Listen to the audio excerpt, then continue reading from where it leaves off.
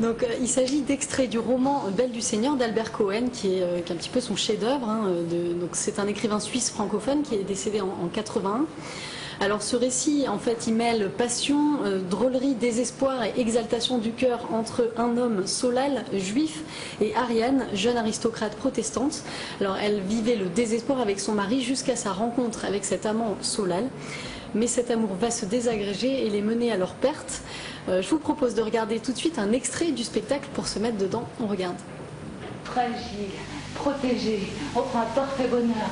Et de nouveau, mes lèvres contre tes lèvres et pas à sec. Et puis lui, me serrant, terrible. Un homme contre une femme, à fond. Et moi, n'en pouvons plus et désirant tellement qu'il prenne une initiative. Et il devinera. Et alors, ce sera l'autre chose. Enfin, penché sur moi. Enfin quoi, sur un demi-sni, s'il faut tout vous dire. Oui, sni, parfaitement, je dis les mots à l'envers quand ça me gêne de les dire à l'endroit. Moi, donc, passive, reine recevant l'hommage qui fait tant de bien, le suppliant que longtemps. Alors ce n'est pas l'intégralité du roman qui fait plus de 800 pages qui est joué, mais ce sont donc des extraits de la première partie. Alors tout est parti en fait de la volonté de la comédienne Roxane Borgnac qu'on avait vue à Marseille récemment, qui a incarné Phèdre au théâtre de la Criée. Alors elle a adoré ce roman, elle avait toujours voulu s'en emparer. Donc c'est assez rare, mais c'est vraiment elle qui est allée voir les metteurs en scène et puis qui leur a proposé ce texte-là. Elle paraît possédée, hein, la jeune fille. Voilà, c'est assez. Je vais en parler un peu de la mise en scène. Il y a un côté lugubre en fait. Vous verrez, le metteur en scène va nous en dire un mot. Cercueil, hein. Tout à fait, c'est fait exprès. Elle est seule sur scène. C'est une performance physique parce que je vais en parler, mais elle pose pas le pied au sol. Elle reste dans sa baignoire avec de l'eau. Quand on entre, l'actrice est dans l'eau. Elle est chaude au moins. Je ne sais pas. J'espère pour elle. Alors justement, donc elle a contacté les éditions Gallimard pour demander les droits donc, de ce livre et elle nous explique un petit peu pourquoi ce texte et comment elle a procédé pour choisir les passages. On l'écoute. Je trouvais que c'était vraiment une parole qui pouvait, il y avait une oralité très forte. Et en fait, quand je me suis un peu renseignée sur Belle du Seigneur, j'ai appris que Albert Cohen n'est pas quelqu'un qui écrit sur un cahier, qui se reprend, qui rature. C'est quelqu'un qui parle à un dictaphone. Et c'est pour ça qu'il y a ces flots de paroles qui sont livrés et qui peuvent se prêter au théâtre. Quand j'ai demandé les droits à Gallimard, il fallait une entrée précise et je leur ai dit, est-ce que vous êtes d'accord pour que je prenne des séquences brutes?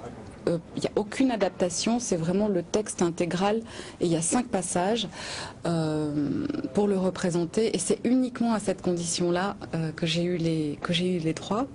Alors pour ce spectacle, les metteurs en scène, puisqu'ils sont deux, il y a Jean-Claude Fall et Renaud-Marie Leblanc, ont choisi donc de ne garder que le point de vue que d'un seul personnage, Ariane, donc, qui est toute seule, l'héroïne, et ça dure 50 minutes, donc c'est vraiment un peu un one-woman show. Alors justement Camille, Stéphane, vous êtes comédien aussi, c'est dur un monologue de 50 minutes. Moi j'ai déjà joué pendant 10 ans un one-man show, 4 de 1h15, c'est très physique et c'est surtout par rapport au stress quoi.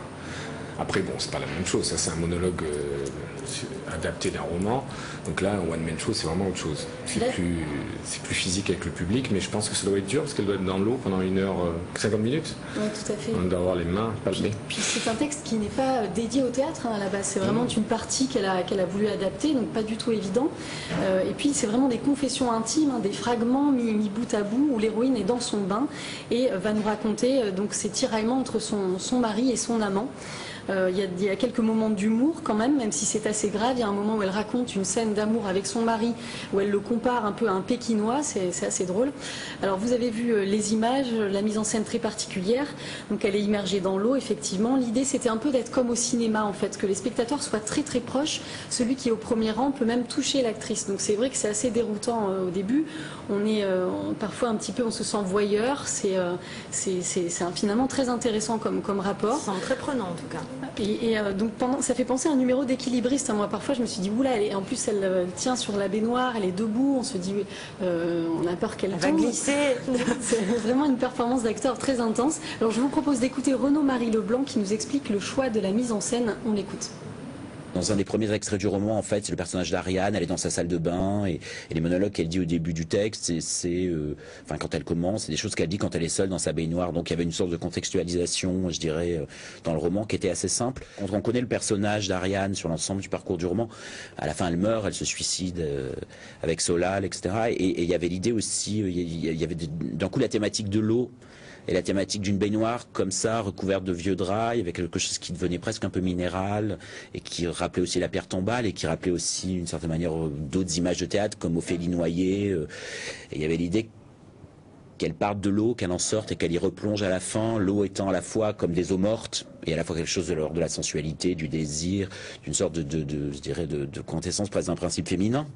Alors c'est une parole finalement assez moderne aujourd'hui, hein. On a l'impression que le personnage ouvre les vannes et puis qu'il nous raconte comme ça tous ses sentiments. C'est une performance surtout d'actrice assez intéressante, captivante, hein. C'est presque envoûtant. Alors